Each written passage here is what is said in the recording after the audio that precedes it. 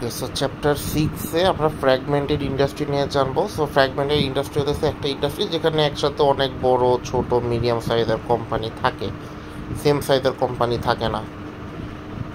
কনসলিডেটিং এ fragmented industry দরকার নাই। আচ্ছা, কনসলিডেটিং ফ্র্যাগমেন্টেড ইন্ডাস্ট্রি, সো আমি একটা এই ইন্ডাস্ট্রিকে নর্মাল বা একটা ওয়েটের একটা মিডল ওয়েটে কেমনে নিয়ে আসবো।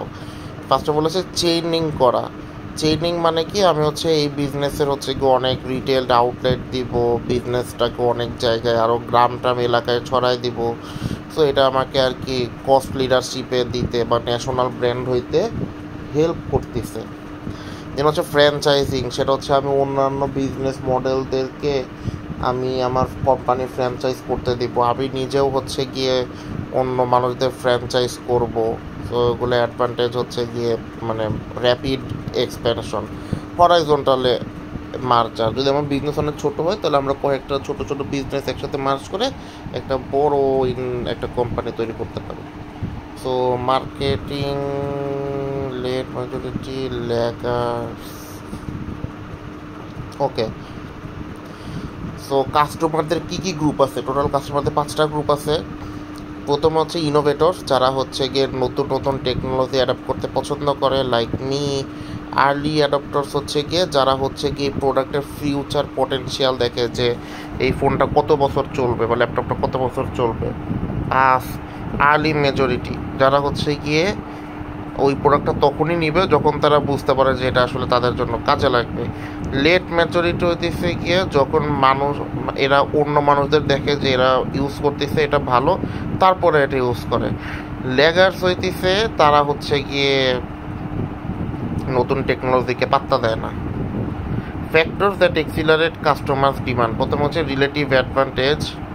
তো প্রোডাক্টটা যদি আগের প্রোডাক্ট থেকে অনেক বেটার হয়, লাইক উইন্ডোজ 10 থেকে 11, 11 থেকে 12। কমপ্লেক্সিটি, আমার প্রোডাক্টটা ইউজ করা কতটা হার্ড বা ইজি।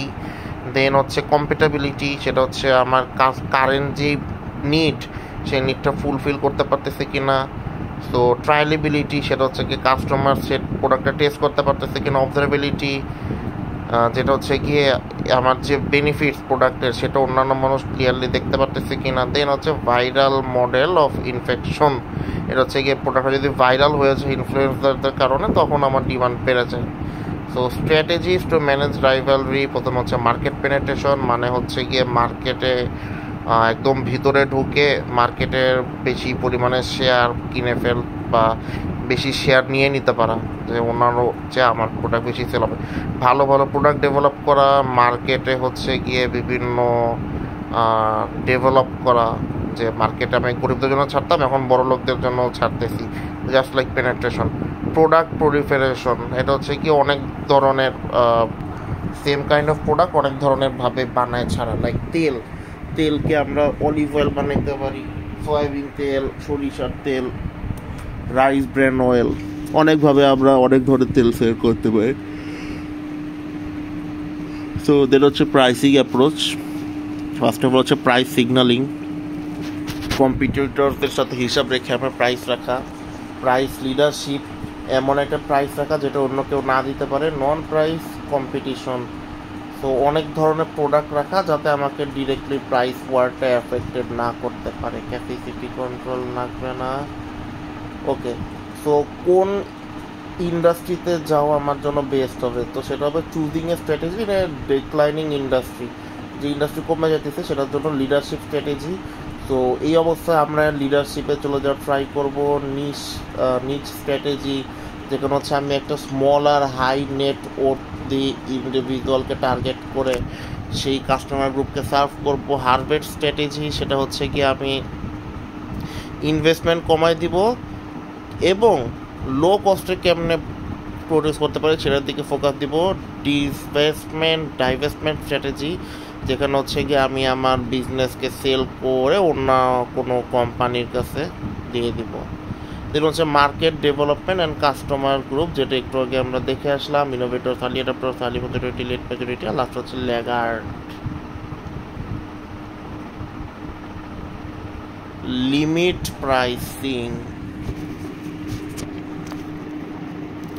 তো লিমিট প্রাইসিং কি? Limit pricing is when a company, usually the market leader or incumbent, so যারা হচ্ছে ইন্ডাস্ট্রিতে মার্কেট লিডার, তারা হচ্ছে এমন একটা প্রাইস সেট করে দেয় যেটা তাদের জন্য প্রফিট ম্যাক্সিমাইজিং থেকে কম। সো এটার কারণে তারা কি করতেছে, যাতে অন্য কোনো কোম্পানিতে এই প্রাইসে দিতে পারবে না, সো অন্য কোনো কম্পিটিটরসও আসবে না। এইটা হচ্ছে কি আমাদের লিমিট প্রাইসিংয়ে যে আমি অনেক কমে সেল করবো, আমার প্রফিটও ম্যাক্সিমাইজ হয়তো হবে না এই প্রাইসে, কিন্তু এই প্রাইসে কোনো অন্য কম্পিটিটর দিতে পারবে না। সো প্রথমে হচ্ছে ইনকিউবেন্ট ইউনিট প্রফিটস বা advantage. So price is above the limit price, আমার যে লিমিট প্রাইস তার থেকে এটা উপরের লেভেলে আসে। সো এই অবস্থায় কী হইতেছে, আমার ইউনিট কস্ট হচ্ছে লো, বাট আমি স্টিল একটা প্রফিট মেক করতে পারতেছি, যে এইখান থেকে কালো অংশটুকু থেকে এই নীল অংশের মাথা পর্যন্ত আমার প্রফিট হইতেছে। সো এইটা হচ্ছে কি আমার নিজের প্রফিট হইতেছে, সো আমি মার্কেটে এইভাবে থাকবো। সেকেন্ড হচ্ছে নিউ এন্ট্রেন্স অপরচুনিটি। তো নিউ এন্ট্রেন্স অপরচুনিটি এসে তাদের তো নতুন নতুন এসে তাদের কস্ট অনেক বেশি থাকবে। সো অন্যান্য সবাই যেহেতু ওই কোম্পানি যদি এই প্রাইসে সেল করতেছে, এই সাদা ডটে, তাকেও এই প্রাইসে সেল করতে হবে। কিন্তু আমরা দেখতে পারতেছি যে এইখানে নীল অংশের একটু নিচে, তার মানে কোস্ট যদি তার 10 টাকা হয়, কোস্ট যদি তার 12 টাকা হয়, তাকে 10 টাকায় সেল করতে হবে, আর এই 12-র উপরে গেলে তার হচ্ছে প্রফিট। কিন্তু সেহেতু অন্য আরেকজন কোম্পানি অলরেডি 10 টাকায় সেল করতেছে, সো আমি 12 টাকায় সেল করতে পারবো না। সো বাকি নীলটুকু দেখাচ্ছে যে আমার ওটুকু লস এই সাদার উপরে যেটুকু ছিল। আর লাস্টলি একটা আছে, সেটা হচ্ছে strategic limit pricing. So price is set at the limit price, price হচ্ছে কি আমার লিমিট প্রাইসের দিকেই সেট করে রাখা, অ্যান্ড এটাই হচ্ছে গিয়ে আমার একটা স্মল প্রফিট হবে। অ্যান্ড নিউ এন্ট্রেন্টসও এখানে আসতে পারবে না তারা প্রফিট করার জন্য, কারণ আমি ওই প্রাইসেই সেল করতেছি। আর হয়তো ওটাও আমার জন্য ম্যাক্সিমাইজিং প্রাইস হবে যদি আমি কস্ট কাট করতে পারি আর কি। মানে হয়তো আমার আগে আমি 50 টাকা লাভ করতে পারতাম, কিন্তু এখন আমি প্রোডাকশন কস্ট কমাই দিয়ে এটুকুই আমার জন্য সবচেয়ে ম্যাক্সিমাইজিং ভ্যালু হয়ে যাইতেছে। এই টাইপের কনসেপ্ট, এটাও দরকার নাই। Okay, so strategy selection in a declining industry, যেটা একটু আগে আমরা পড়ে আসছি। সো এটা হচ্ছে একটা ম্যাট্রিক্স, যে ম্যাট্রিক্সে বাম পাশে আমাদের লেখা intensity of competition. So competition কত বেশি এই ডিক্লাইনিং ইন্ডাস্ট্রিতে, আর company strength relative to demanding pocket of demand. তো নিচে হচ্ছে কোম্পানির স্ট্রেংথ, আর উপরে হচ্ছে কোম্পানির কম্পিটিশন। সো যখন আমার কম্পিটিশনও হাই আর স্ট্রেংথ হচ্ছে ফিউ, তখন আমি এই যে হাই অ্যান্ড ফিউ, তখন আমি ডাইভেস্ট করব। সো ডাইভেস্ট করব মানে কি, আমি হচ্ছে মার্কেট থেকে এক্সিট করে নিব, কারণ আমার কম্পিটিশন বেশি কিন্তু আমার নিজের স্ট্রেংথ কম, তাহলে তো আমি ইন্ডাস্ট্রিতে থাকবো না ভাই, বের হয়ে যাবো। দেন হচ্ছে কম্পিটিশন ইন্টেন্সিটি, উপরে ডান দিকেরটা বেশি, আর আমার স্ট্রেংথও অনেক বেশি, তাহলে আমি একটা নির্দিষ্ট কাস্টমার গ্রুপকে সার্ভ করবো, যেটাকে আমরা নিজ স্ট্র্যাটেজি বলি। দেন হচ্ছে আমার কম্পিটিশন ইন্টেন্সিটি কম, মানে নিচের এইটা, আবার আমার স্ট্রেংথও হইতেছে কম, তাহলে এইখানে আমিও হচ্ছে গিয়ে আবার বেরো হয়ে যেতে পারি বা থাকতেও পারি সেফ খেলে। দেন হচ্ছে আমার কম্পিটিটিভ ইন্টেন্সিটি কম, আর কোম্পানি স্ট্রেংথ হইতেছে গিয়ে মেনি। সো এই অবস্থায় আমি কী করব, লিডারশিপে যাব, যে আমি এখন লিড নিয়ে নিব, কারণ কম্পিটিশন নাই আর আমার স্ট্রেংথ অনেক বেশি, তাহলে আমি লিডারশিপে চলে যাব। চ্যাপ্টার 8 পড়তে না করছে, 9 পড়তে না করছে, 10 পড়তে না করছে, বাকি থাকলো শুধু 12। তো 12-এ আমাদের জাস্ট পুরোপুরি থিওরিটিক্যাল পার্ট, মজা আছে। So organisational design and implementing strategy throughout the organisational design, দরকার নাই। Grouping type, function and division. আচ্ছা, ফাংশন কি? ফাংশন হচ্ছে একটা গ্রুপ অফ পিপল যারা হচ্ছে সেম টাইপের টাস্ক করে, লাইক একটা অ্যাকাউন্টিং ডিপার্টমেন্টে সবাই অ্যাকাউন্টিং রিলেটেড কাজ করে।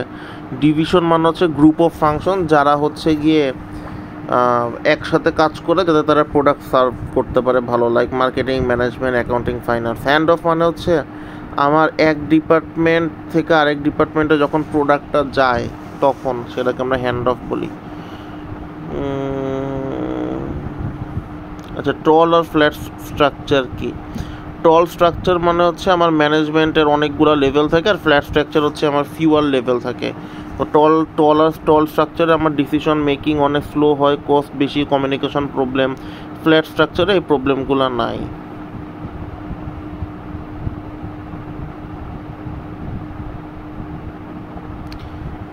আচ্ছা, steps in designing effective strategic control system. তো আমি একটা ইফেক্টিভ স্ট্র্যাটেজিক কন্ট্রোল সিস্টেম কেমনে বানাইতে পারি সেটা হচ্ছে স্ট্যাবলিশ স্ট্যান্ডার্ডস অ্যান্ড টার্গেট। আমি হচ্ছে গিয়ে আমার প্রোডাক্টের স্ট্যান্ডার্ড এবং টার্গেট সেট করব। দেন হচ্ছে মনিটরিং সিস্টেম তৈরি করব। দেন হচ্ছে আমার ফরকাস্টিংয়ের সাথে আমার অ্যাকচুয়াল রেজাল্টের কম্প্যারিজন করব। দেন হচ্ছে যদি কোনো কারেকশনের দরকার হয় সেটা করব।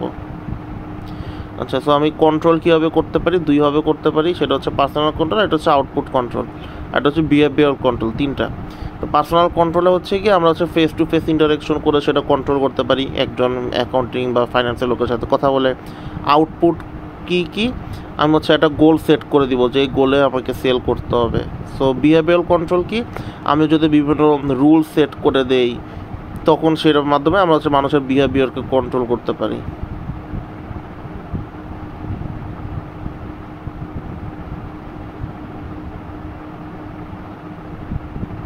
আচ্ছা, implementing cost leadership and differentiation. So cost leadership কি? আমি হচ্ছে এমন প্রাইসে সেল করব, এমন কস্ট আমার প্রোডাকশন কস্ট এত কম হবে যে অন্য কেউ এত কম খরচে উৎপাদন করতে পারবে না, যেরকম হচ্ছে ওয়ালমার্ট।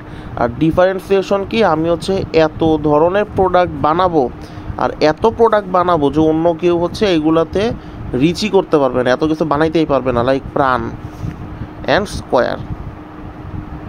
তো এইটাই হচ্ছে আমাদের মিড এর সিলেবাস শেষ।